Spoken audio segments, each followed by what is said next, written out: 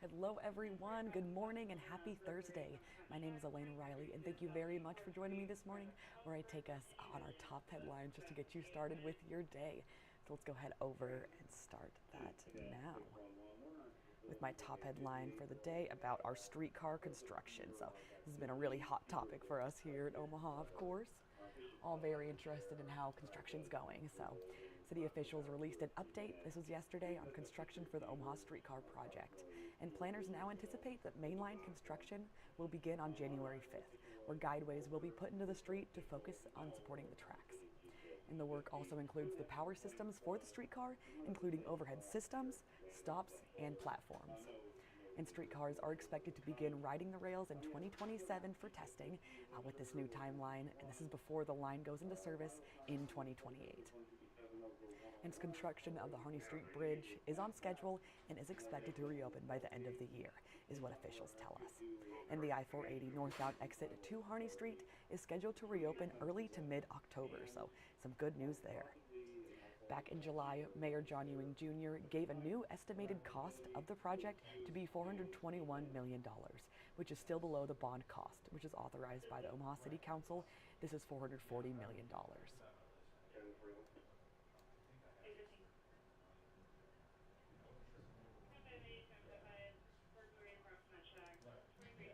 Up next, one of the women detained in an ICE raid at an Omaha meat processing plant was released on bond yesterday.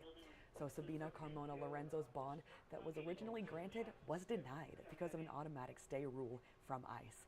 And her defense team argued that because she has no prior convictions, is not a flight risk, and has ties to the community, that she should be released. On June 10th, Glen Valley Foods was raided by immigration authorities, you're seeing that now, and 77 workers were taken into custody.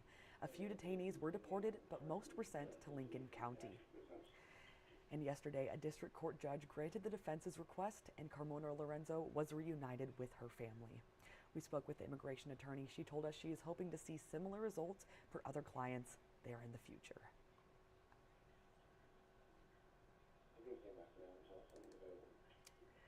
Next up, the man accused of shooting Creighton baseball director Chris Gradeville to death in 2021 was sentenced in court yesterday on an unrelated charge.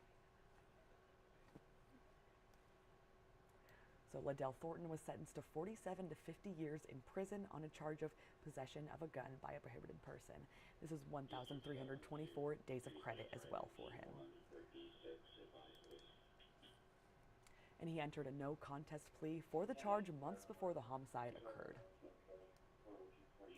And the sentencing ended a short bench trial where the judge was the sole decision maker, and the judge ordered Thornton to remain in the Lincoln Regional Center. This is after he was found not responsible in Gradeville's death. This is by reason of insanity back in May. Reason of insanity on all counts, including first-degree murder, use of a firearm to commit a felony, and possession of a gun by a prohibited person.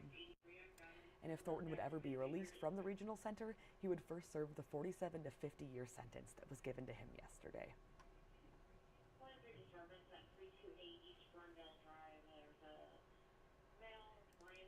My next top headline is that Nebraska Senator Pete Ricketts has responded to a report on the impacts of President Donald Trump's One Big Beautiful Bill Act.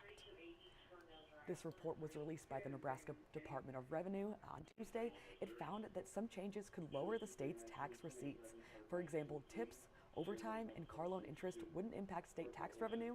The same goes for the child tax credit increase and the adoption tax credit. And for the fiscal year of 2025 to 2026, the new federal tax code is expected to cost Nebraska a total of more than $102.5 million.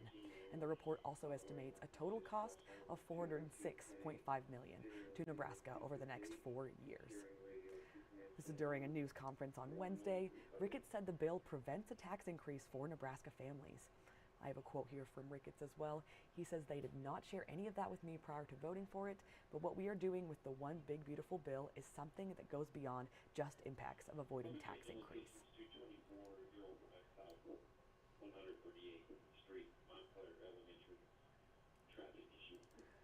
Moving along is that today the president of the University of Nebraska system is set to give the State of the University address. This is Dr. Jeffrey Gold. He plans to touch on issues facing all of higher education, as well as how Nebraska's 4 campuses will navigate those challenges, is what a release tells us. And there will be a live stream available if you'd like to watch Gold speak. He'll be speaking from the state capitol at noon today. Gold was installed as NU president last September after he served as the head of UNMC for about 10 years. And the address will come as the University of Nebraska Board of Regents works to close a $20 million budget gap by the end of this fiscal year.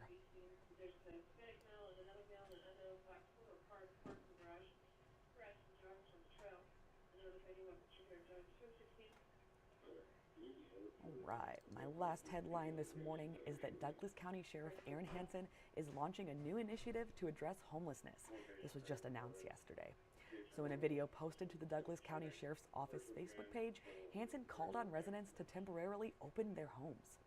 This is asking residents to help us house those who are living in tent encampments in Douglas County. DCSO launched the Sheltering Assistance Program as what they say is a way for those who are passionate about providing housing first to directly help by opening their homes to someone in need. And those interested in participating in the program can fill out the form on the sheriff's website. I have that linked here in this web story. And this form asks about housing considerations as well as any accommodations that one person would provide. And DCSO will conduct a background check, and they said the vetting will be a lengthy process, but they are encouraging people to sign up.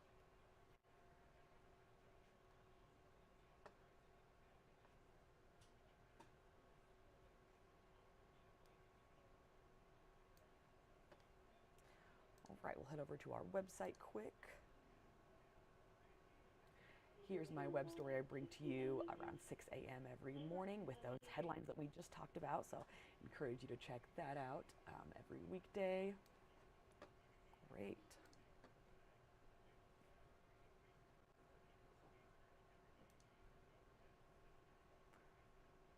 Other than that, thank you so much for joining me on this live stream. I bring this to you at around 8 a.m. every weekday as well, just to go over our top headlines as we just did. So everyone have a great start to your Thursday, and I appreciate you joining me.